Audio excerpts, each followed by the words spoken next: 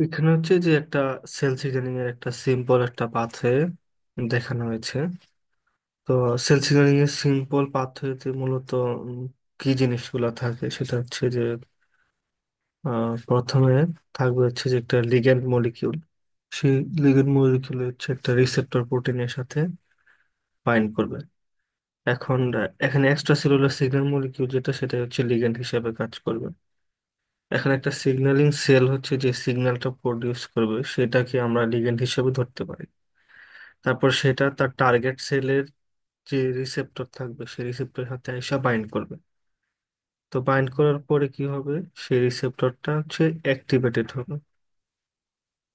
তো এখানে একটা এক্সাম্পল দেখানো হয়েছে যে সেলের সারফেস রিসেপ্টর হিসেবে দেখানো হয়েছে।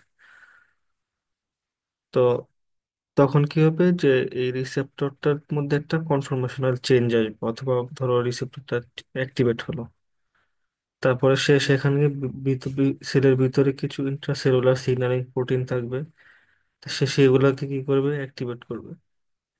ও সেগুলা হচ্ছে একটা আরেকটাকে অ্যাক্টিভেট করতে থাকবে। ও, তার তারপরে একটা সময় হচ্ছে যে ইফেক্টর প্রোটিন অ্যাক্টিভেট হবে। ইফেক্টর প্রোটিন হচ্ছে যে চূড়ান্ত বা সর্বশেষ যে প্রোটিন, যেটা অ্যাক্টিভেট হলে হচ্ছে যে সেল সিগন্যালিং এর যে কাজ ছিল সেই কাজটা কমপ্লিট হয়।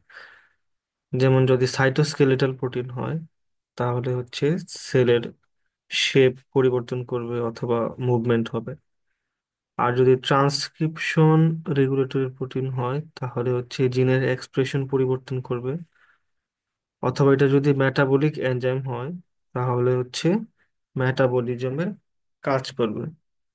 তো এটাই হচ্ছে মূলত একটা ইন্ট্রাসেলুলার সিগন্যালিং পাথওয়ের একটা বেসিক একটা কাজ আর কি।